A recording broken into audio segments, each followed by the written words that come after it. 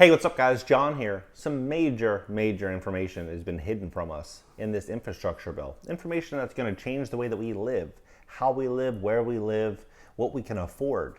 It's unfortunate how this is just kind of tucked under the rug and it's not really shared with any of us. But the first thing is that they want to charge us for every single mile that we drive, every mile that we drive our vehicle. So for some, if you went to college or you were just gifted, you're able to make money effortlessly, or maybe you were just handed money. Most people aren't. Most people actually have to work for a living and drive to see customers and close sales and meet with their boss and drive to school, whatever it is. They have to actually participate in society. So the 1% may have flexibility, but the 99% in big trouble. So when they're taxing us per mile, it's not just a I'll take your word for it type thing. No, they want to have trackers and tracers inside of all of our vehicles, using our smartphones, using everything to get the maximum amount they can from us. So you think about this timing here, what they're doing. It's genius if you think about what they're really trying to accomplish here, which is control. Now, one is they're going to charge per mile. Two is that they sold a real big narrative that there's so much inequality, and this inequality is because of the rich businessman taking advantage of their employees. And maybe there is some truth to that. But if we really look at how business has to work, is a business owner has to make enough money to be able to pay for the employee. The employee is making $15 an hour, and the business owner is only making $20 an hour hiring that employee. That means that $5 profit has to cover the lease, it has to cover the utilities, it has to cover insurance, it has to cover the goods, the products sold. It has to cover everything for $5, and the owner didn't make a single penny. So you think about the business owner takes on substantial risk with this. Now, when you have to pay more, you have to pay $15 an hour more, and now you have to show verification if you live in LA or New York, just for people to come into your store, meaning you have to hire someone to actually verify everyone. Your costs are going through the roof, and now you have to pay your employees probably more than $15 an hour just because they're spending money on a per mile basis under Biden's infrastructure bill. Things are too expensive. Even $15 an hour is not enough money to live today. I went to a store, I got a little shake today. It was $15. $15 for it's like a little smoothie shake thing. $15. It's ridiculous. Last year, that probably was $7 or $8. Everything is just getting crazy expensive. Now, when we have 48% of America is hired by small business. So when they're paying on their employees are being taxed on a per mile basis, lumber is going to be more expensive, eggs, produce, meat, everything's going to be more expensive because it's just going to be passed on to the consumer. And the real estate in rural areas where they live 20, 30 miles from a city, where they go in to get their groceries or get what they need for their house, it's going to impact their values because they're going to spend more money just to get the necessities. So they're going to be pushing people into cities so that people can save money so they don't have to pay this tax. But it doesn't just stop there. It's not just, okay, this is a driving tax or a per mile tax. No, they also want to verify that every single person is sober before they start their vehicle. So you have to prove your sobriety before your vehicle will start. I have some really big concerns with this. Two, it's a major concern with privacy. But two, what do they do with that information? Are they going to take this information, and let's say you had 2 glasses of wine and you're on your way home, you live a few blocks away, you're going to two glasses of wine, you're probably 0.7 or 0.8, you're at that limit, but you're like, oh, I'm fine, I'm going to drive home. Not recommending that by any means, but say that you are just at that limit.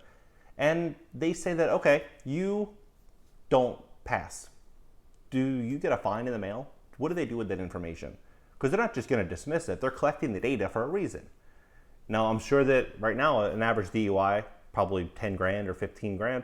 So are you just going to get a bill in the mail? They're like, hey, you attempted to start a vehicle. We've heard many stories like this where people are sitting in the car, they had 1 or 2 drinks, and the car was running, or the keys were in the ignition, they end up getting a DUI. So would this happen there?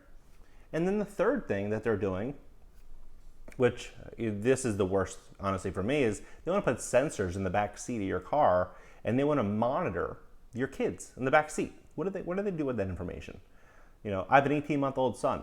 I don't want anybody filming or having a camera looking at him in the backseat of the car. That is weird. I'm not cool with it. But it just sounds insane. It doesn't sound real. But this all came out this morning. I'm going to show you guys what it says.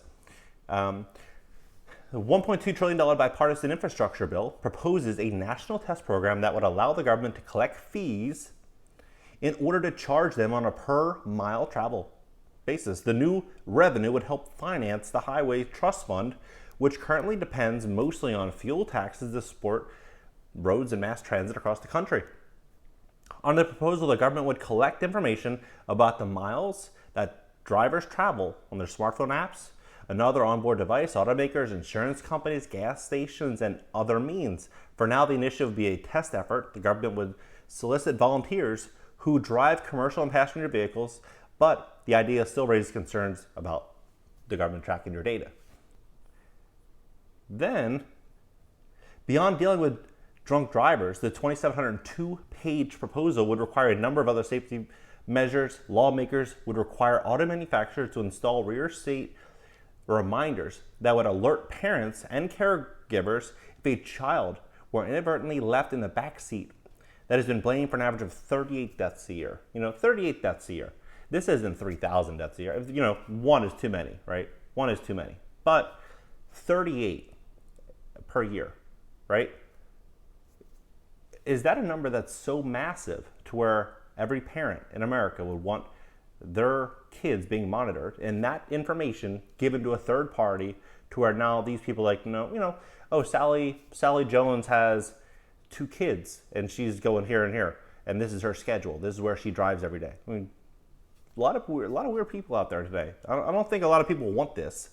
And 58 in 2018. While the decision to include the hot car issue in the bill won't praise some experts, question why lawmakers didn't press further. In April, the Federal Communications Commission approved requests from Tesla as well as 5 automotive suppliers to develop radar-based systems that could detect children or pets left in the back seat. Okay?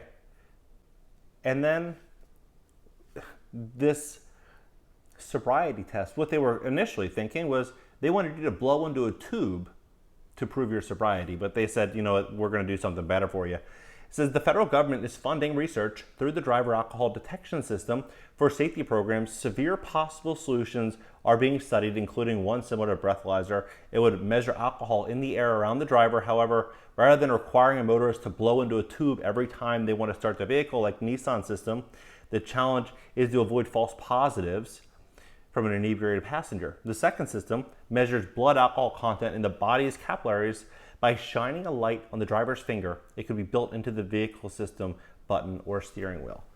So we're stepping into this world. What a lot of people aren't seeing here is the eviction moratorium. People aren't paying rent. In California, it's half of people right now are not paying rent. Nationally, it's 8-10 million people are not paying rent. So people aren't really feeling the bills. So they're saying, okay, not really worrying about anything because there's nothing to worry about. They say you're going to get the money paid and it's okay. Congress has $50 billion that they're going to distribute. Everyone's feeling fine, right? But what happens when the bills start coming in and people are overwhelmed with debt? They're going to be fully dependent. They're not going to have an option. When someone owes you money or you depend on someone else for something, for survival, you no longer are in control of that relationship. That relationship is in control of you. You're at mercy. So when they start pulling all these insane new bills, a lot of people aren't going to have much they can say because they're dependent, they're owned. And this is the world that we're stepping into, where small business is going to get crushed with all these new regulations. They're coming fast. People, they see this hot real estate market, they think it's sustainable. They see a lot of these big companies run out there buying all the houses, but they're doing that for a few reasons that I'll talk about in another video. But we're going to see some real big problems coming to the middle class, and it's going to be coming really, really quickly. What do you guys think about what's happening right now with these 3 big nuggets that are tucked into this infrastructure bill? Are you cool with it? If you had kids, would you want them monitored in the back seat?